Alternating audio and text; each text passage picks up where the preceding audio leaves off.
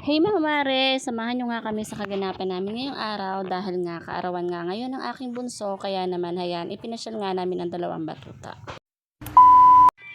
Pagka-out ko nga mga mare galing trabaho ay ayan, agad-agad nga naligo nga ako at ayan, nakabihis na nga ang aking mga anak at syempre nag-asikaso na rin ako ng aking sarili. Dahil nga papunta nga kami dyan ng bayan mga mare. Kanina pa nga naghihintay ang aking mag-ama dito sa motor, sabi nga ng aking asawa ay ako daw ang kaunahang nagay sa aking sarili pero ako daw ang kahulihang natapos. Ay aba naman syempre, hindi pwedeng hindi magkikilay ang babaeng ito.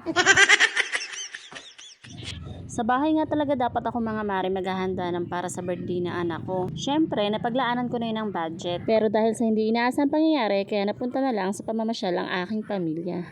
Pagkadating nga namin dito sa SM Angela ay agad-agad nga pumunta si Kulot sa taas para hanapin nga yung mga laruan na gusto niya. Dahil sabi nga ng kanyang papa, dahil nga birthday nga niya ay lahat ng gusto niya laruan ay pwede niyang kunin. Kaya ang aming birthday girl ay hindi nga nagpaawat. At ito nga si Kuya Briggs ay sabi ko nga sa kanya, kumuha nga din siya ng kanyang magugustuhan na laruan. Pero dahil nga maarte nga siya sa pagpili ng mga laruan, kaya nga wala siyang napiling laruan. Ay salamat naman, nakatipid. Tuwang-tuwa nga si Kulot hilahin yung cart na yan, kaya nga sabi ko dahan-dahan sa paghila at baka siya'y makasagi, makabayad pa kami, abay kulangin pa kami sa budget. Pagkatapos nga namin mamili ng mga laruan ni Kiana ay ayan nga, nagdiretso na nga kami ng inasal dahil nga nagugutom na nga itong mga bata. Tawang-tawa nga ako kay Kiana dahil nga nung naubos yung kanin niya ay hindi pa nga dumadaan yung tagabigay ng kanin, kaya panaylingon niya at hinahanap niya nga ito.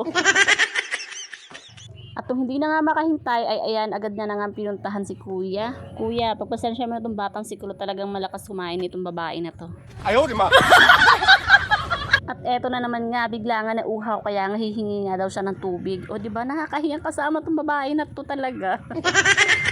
At pagkatapos nga namin mga maring kumain ay ayan, pumunta nga muna kami sa diversion para nga magpatundag ng aming kinain. Pero tinan mo naman mga mare, itong dalawang bata ay imbis na magpatundag talaga naman. Sinadya na nga namin magpagabi dahil nga sinulit nga namin yung time na magkakasama kaming family. Dahil nga minsan lang nga lang namin magawa ang mamasyal na kasama ang aming dalawang anak. Dahil hindi mo nga pwede pa silang dalawang batang ito nang wala ka talagang dalawang budget. Hanggang dito na lang po muna. Maraming salamat po. Bye!